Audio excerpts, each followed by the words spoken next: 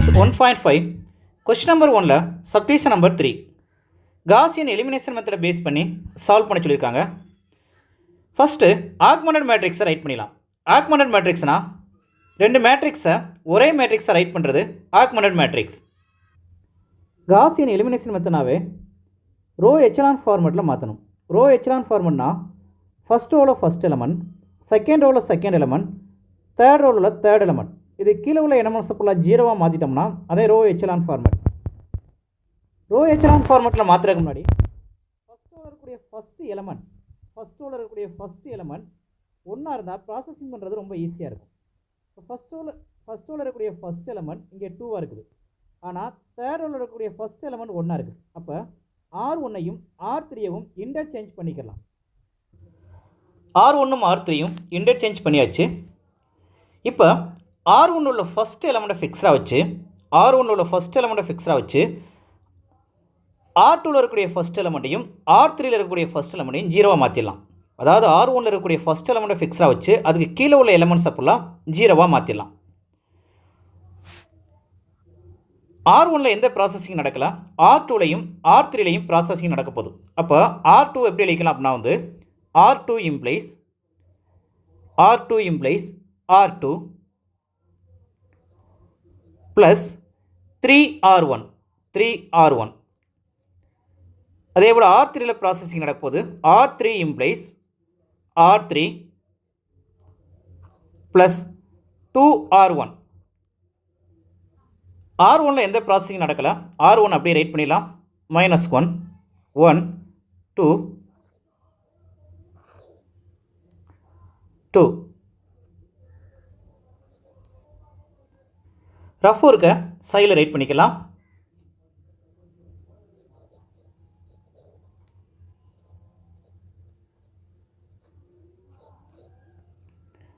R2 implies R2 plus 3R1. R2 first right பண்ணிக்கிறோம். R2 3 8 5 27. 3R1 R1-ஐ 3ஆல் multiply பண்ணலாம். R1-ஐ 3ஆல் multiply பண்ணால் -3 3 6 66. R1-ஐ 3ஆல் right பண்ணால் -3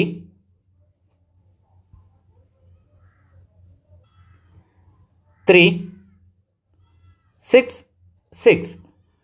இதை சிம்பிளிஃபை பண்ணோம்னா 0 11 11 33.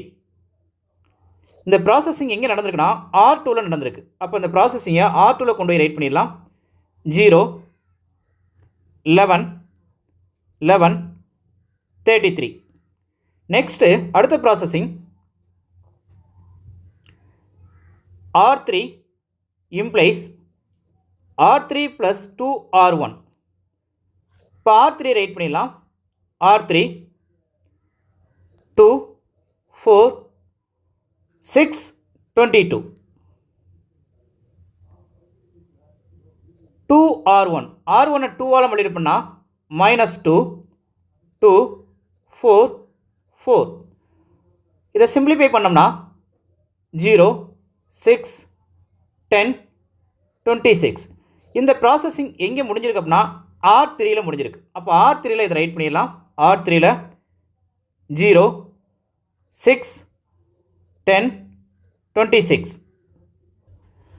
R1ல் இருக்கக்கூடிய ஃபஸ்ட் எலமெண்ட்டை ஃபிக்ஸாக வச்சு அது கீழே உள்ள எலமெண்ட்ஸை ஃபுல்லாக ஜீரோவாக மாற்றியாச்சு. நெக்ஸ்ட்டு R2வில் இருக்கக்கூடிய செகண்ட் எலமெண்ட்டை ஃபிக்ஸாக வச்சு அதுக்கு கீழே உள்ள எலமெண்ட்ஸை ஃபுல்லாக ஜீரோவாக மாற்றலாம். அப்போனா R1லையும்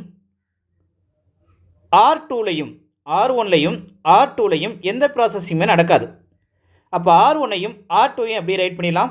இப்போ R3யில் மட்டும் ப்ராசஸிங் நடக்க போகுது. R3யில் எப்படி எழுதிக்கன்னா R3 implies R3-ஐ -11 R3-ஐ 11ஆல் -11ஆல் மல்டிப்ளை பண்ணலாம்.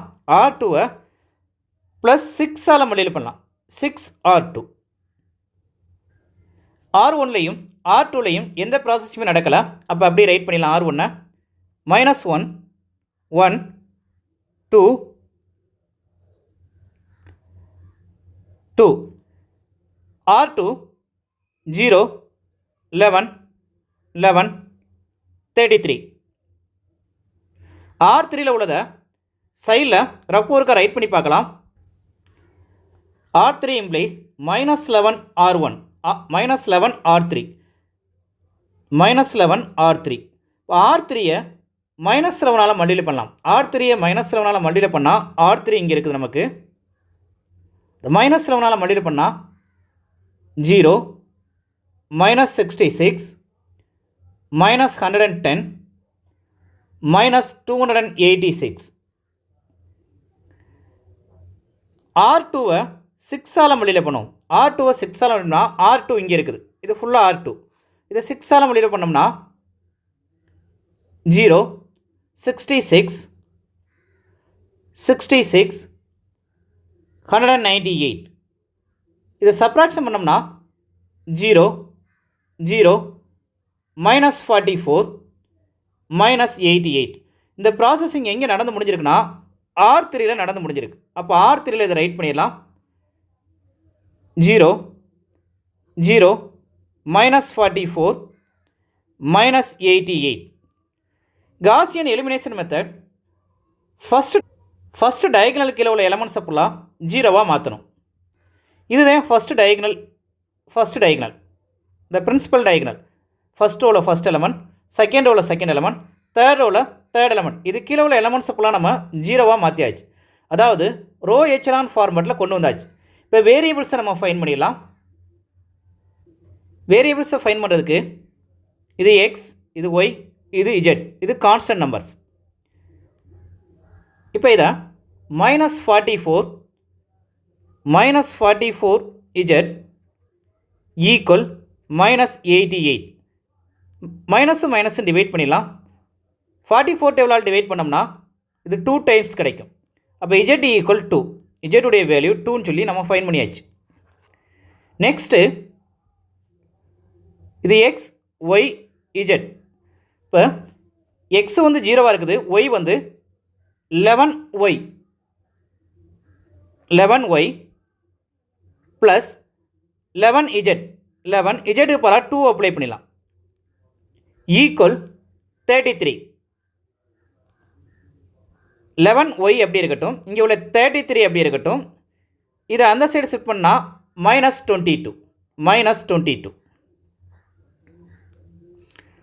இதை சப்ராக்ஷன் பண்ணோம்னா 33லேருந்து 22 போச்சுன்னா 11. இங்கே 11y இருக்குது. 11 நம்ம டிவைட் பண்ணால் y ஈக்குவல் 1. ஒய்யுடைய வேல்யூ 1 சொல்லி ஃபைன் பண்ணியாச்சு. ஒய்யுடைய வேல்யூவும் இஜெட்டுடைய வேல்யூவும் ஃபைன் பண்ணியாச்சு. எக்ஸுடைய வேல்யூ ஃபைன் பண்ணணும். இப்போ இது எக்ஸ், இது ஒய், இது இஜெட். இப்போ எக்ஸுக்கு போகலாம் நம்ம மைனஸ் எக்ஸ் அப்படி இருக்கட்டும். ஒய்க்கு போல ஒய் ஒன்று தான் இருக்குது. அப்போ ப்ளஸ் கோஎஃபிஷியன்ட் வேல்யூ 1 இருக்குது. ஒய்க்கு போகலாம் ஆல்ரெடி நம்ம ஃபைன் பண்ணி வச்சிருக்கக்கூடிய வேல்யூ 1 அப்படி பண்ணியாச்சு. நெக்ஸ்ட் இஜெட்டுக்கு போகலாம் 2 இருக்குது. 2 இஜெட் கிடைக்கும். இஜெட்டுக்கு போகலாம் நம்ம ஃபைன் பண்ணி வச்சிருக்கக்கூடிய வேல்யூ 2 ஈக்குவல் 2 மைனஸ் எக்ஸ் அப்படி இருக்கட்டும். ஈக்குவல் 2 இருக்குது. இது ரெண்டையும் இதை மல்டிப்ளை பண்ணால் 4, இதை ஆட் பண்ணால் 5. அப்போ அதை அந்த சைடு ஷிஃப்ட் பண்ணால் minus 5 minus x equal minus 3. Minus divide பண்ணிட்டா எக்ஸுடைய வேல்யூ 3. லாஸ்ட் ஆன்சர்ஸ் எடுத்து ரைட் பண்ணிடலாம். X equal 3, y equal 1, z equal